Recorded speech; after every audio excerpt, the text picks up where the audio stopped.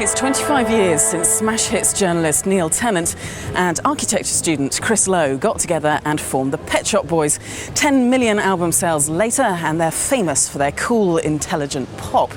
Their latest album, Fundamental, is a return to their distinctive 80s sound, but it does have some strong political messages. So can pop music combine seriousness and fun? Zina Sarawiwa went to meet them to find out.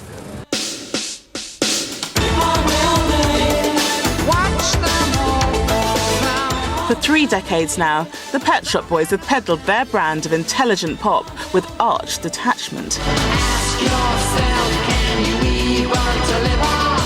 Purposefully enigmatic, we thought we'd pin them down on some critical cultural issues.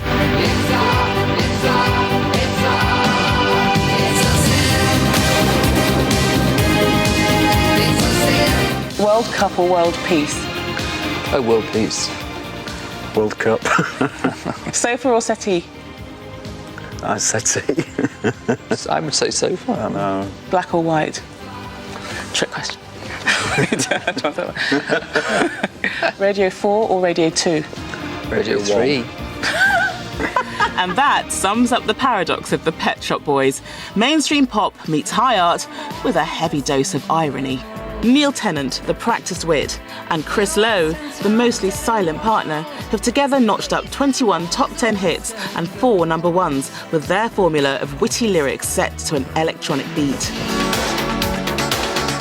More than most bands, they really think about the scope and point of pop. But they challenge pop too.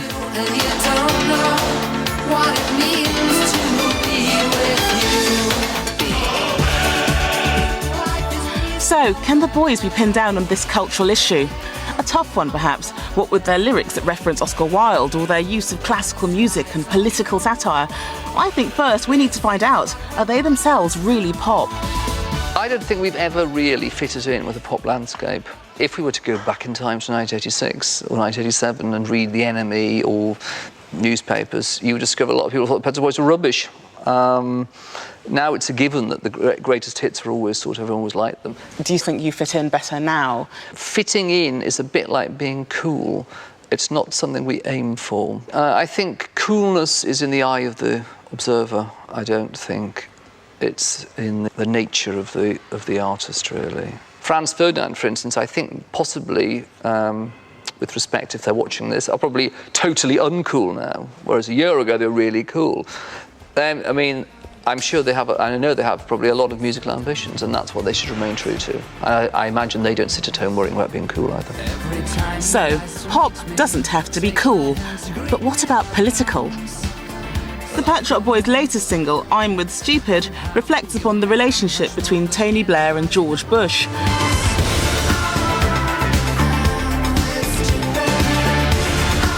It's the latest in a line of political Pet Shop Boys songs, but some might say mixing pop and politics can be a bit cringeworthy.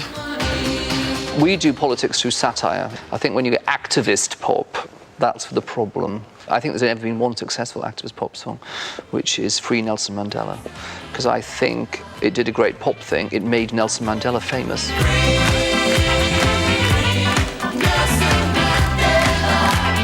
When I first heard Free Nelson Mandela, which I think came out in about 85-ish, 84-ish, I'd never heard of Nelson Mandela. The Pet Shop Boys love a challenge. 2 years ago, they worked with German composer Thorsten Rasch to produce an orchestrated soundtrack for Battleship Potemkin, Eisenstein's classic silent movie of 1925.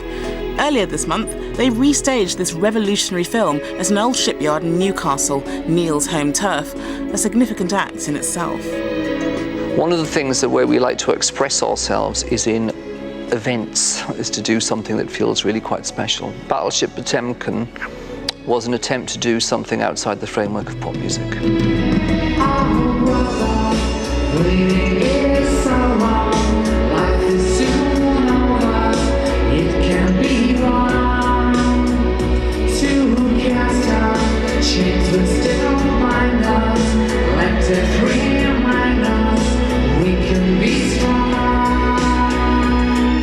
There's things we've done in that which you wouldn't normally do in pop music. It's quite weird, and it gave us a chance actually to see what it would be like if you work with a composer who's leans towards more or less avant-garde. I think we learned something from that that maybe we'll use in the future. In fact, the Pet Shop Boys have experimented again with orchestral sounds on their latest album, Fundamental, working with legendary 80s producer Trevor Horn. The whole thing about mixing classical sounds, or at least orchestral sounds, with a disco beat, that could so easily kind of stray into those kind of, hooked on classics, you know, Beethoven with a backbeat kind of thing. How do you avoid sort of straying into that kind of disaster? Hooked on Classics was literally a drum machine with the Royal Philharmonic Orchestra on top of it. It's not very well done. I think you've just got to have an inbuilt mechanism that says, we're a pop group. We kept saying that to Trevor Horn, actually, when we were making the record. We are an electronic band, let's remember that, as the third guitarist would walk in on one track. and he said, oh yeah, no, you're right. Yeah, but you still wonder if the boys feel restricted by their genre. Could it be that they're beyond pop? Is having gravitas important to you? I think gravitas is the enemy of pop.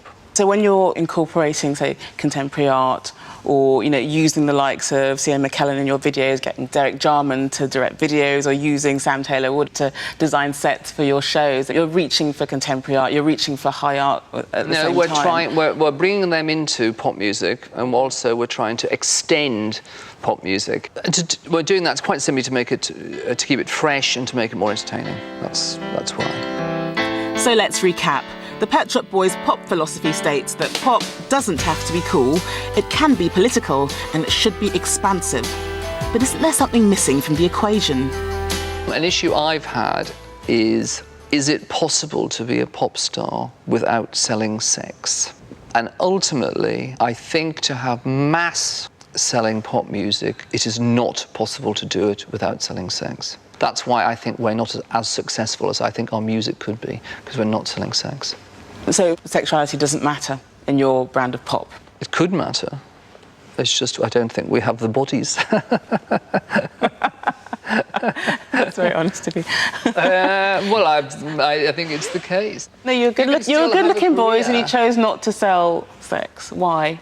I don't think we felt. I think, like a lot of people, we didn't feel comfortable doing that. I'm not Rod Stewart, for instance, probably still, I think, still selling. Mick Jagger, 63, still selling sex. Paul McCartney, not selling sex. Do you think people unfairly expect gay people to sell sex or to be sexual? No, because I think we stereotype heterosexuals as being highly sexual people, like John Prescott. Well, we did say they were political, didn't we? OK, time for a closing quickfire round. Tate Modern or British Museum? Tate Modern. Sorry, I'm too quick. I'm not doing all of them, no. Audio cassettes, chuck them or keep them? Keep them, they last longer. No, they take it now, they're horrible, cheap plastic things. Yes or no? Yes. Yes, yes. Saturday or Sunday? Saturday. Oh, no Sunday. Pet Shop Boys, arty or tarty? Arty. Arty. That it? Oh, thank you. I like the Very last good. section. Yes. People always think, by the way, that smash hit style questions are really easy to do. I think they're really difficult. That was hard. I sweated. That is the difficult bit. That's right, writing a pop song as opposed to some extended rock rubbish. Zena Sarawiwa talking to the Pet Shop Boys.